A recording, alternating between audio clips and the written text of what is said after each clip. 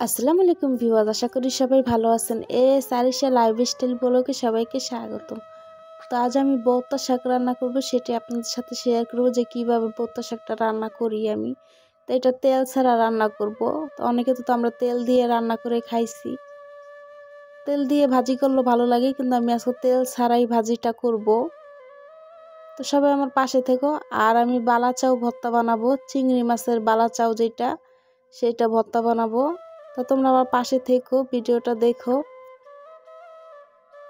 তো এখন আমি শাকগুলি ভালো করে ধুয়ে পরিষ্কার করে কাঁচামরিচ দিয়ে দিছি, পেঁয়াজ দিয়ে দিছি, আর রসুন দিয়ে দিছি। এটা দিয়েই আমি এখন রান্না করে নেব, আর কিছু এখানে দিব না। আর লবণ দিয়ে দিছি।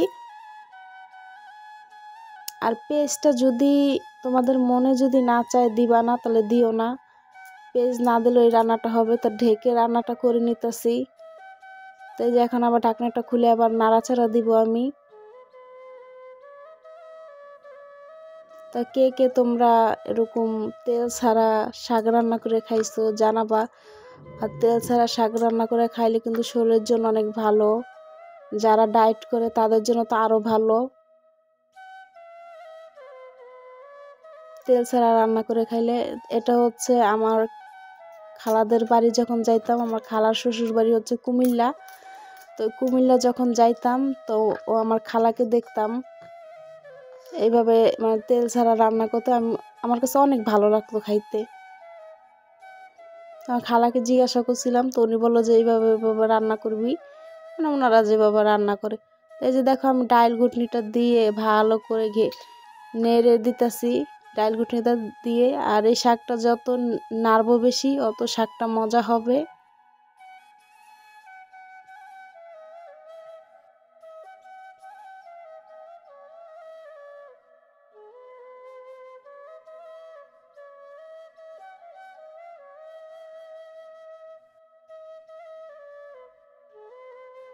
তো দেখো আপুরা, এই শাকটা এই যে আমার হয়ে গেছে। এখন পানিটা শুকিয়ে গেলে এই শাকটা পুরোই হয়ে যাবে। তখন শাকটা খাওয়া যাবে গরম গরম ভাতের সাথে। আর বোম্বাই মরিচ থাকলে তো আর কোনো কথাই নাই।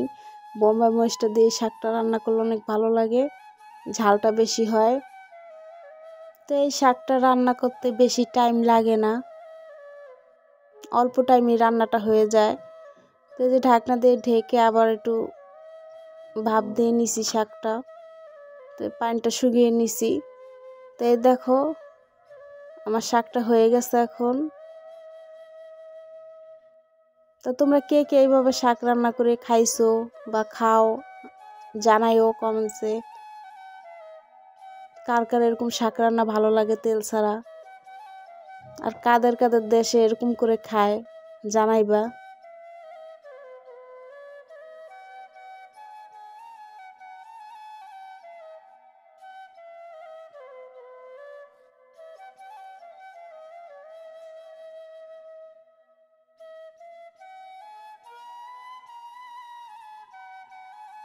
শাক রান্না শেষ, এখন আমি বালাচাও ভর্তাটা বানাবো।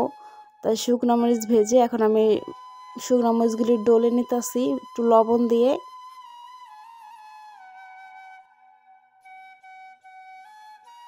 আর বালাচাও ভর্তা অত কিছু লাগে না, কারণ শুটকি বা মাছ ওটা তো ভাজাই থাকে, ওইখানে পেঁয়াজ রসুন সবই দেওয়া থাকে। তারপর একটু কাঁচা পেঁয়াজ দিয়ে, টমেটো দিয়ে, ধনিয়া পাতা দিয়ে বানাইলে অনেক ভালো লাগে খাইতে।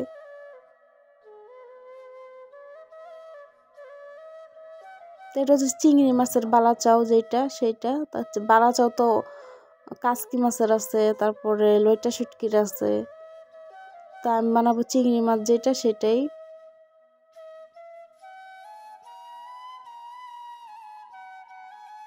এই যে এখন টমেটোটা দিয়ে ভালো করে মেখে নেব, আর সরিষার তেল দিয়ে।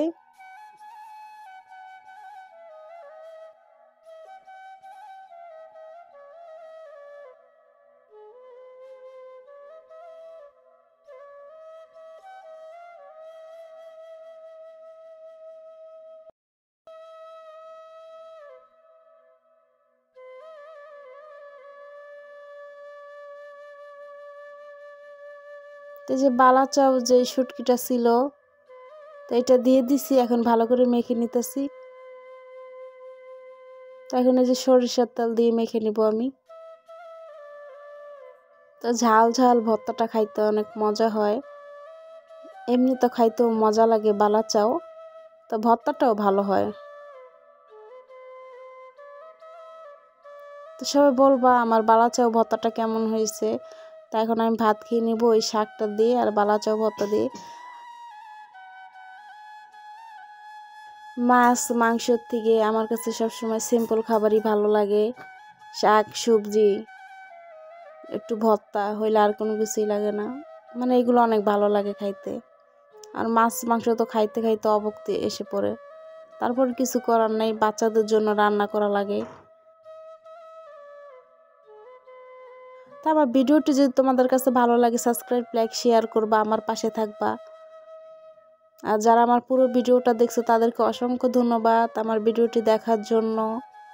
এইভাবেই আমার পাশে থেকো, আমিও তোমাদের পাশে আছি। তো সবাই ভালো থাকবা, আল্লাহ হাফেজ।